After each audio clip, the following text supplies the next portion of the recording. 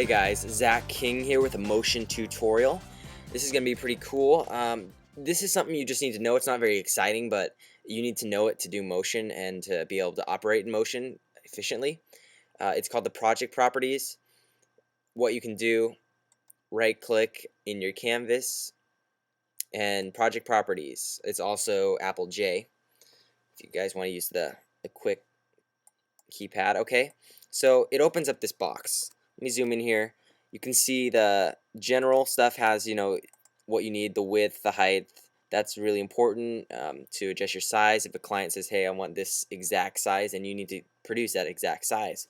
And your presets here, you have tons of things. If you're, over in Europe, PALs up here, and you got all your other HD stuff. It's pretty cool because motion, you can export stuff HD and then switch it back to regular, or switch it back and forth between full screen and widescreen. It does that all right there for you. Your bit depth, I usually keep this at 8-bit and uncheck the dither here. Pixel aspect ratio, right now I'm in this setting, HD 960 by 720. This is fine too, 1.33, that's what goes with that. Field order, none for now. And I don't really want to explain what all this gets pretty complicated what that is, but usually I don't touch the settings unless I really need to. There's really not any reason to change it right now. Duration, this is pretty important. This is the number of frames, and you can also change this to seconds if it's easier for you. I like to work in frames, but sometimes seconds is easier. So yeah, 600 frames, change it. Seconds, time code.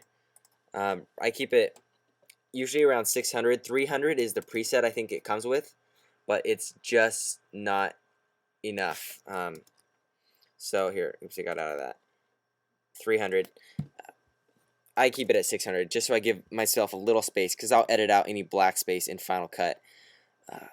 Background color. Here you go. If you're doing a transparency background, meaning that you're either you masked an object out or you just want text alone, and you're going to put the text with a background behind it, then you're going to export with this transparent here.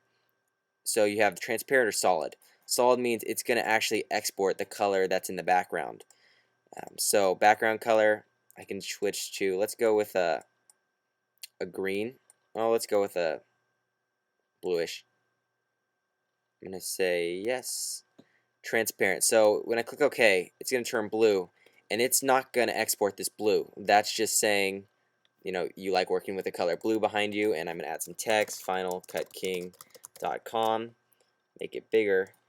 And all this is for, if I were to actually say I wanted to make a title that said Final Cut King, and I wanted a nice drop shadow behind that.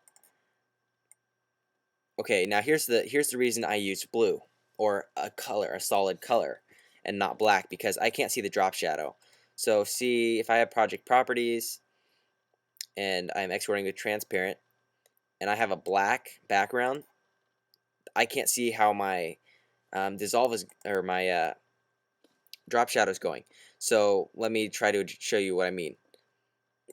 I'm adjusting my drop shadow. I don't know what I'm doing, but I know this is going to be really bad. Just to show you guys, project properties, the reason I like it on a color, or even white, but it can't do white because my text is white, so I'm doing just a random color.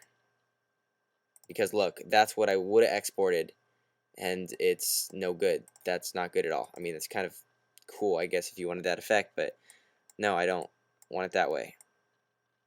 So the reason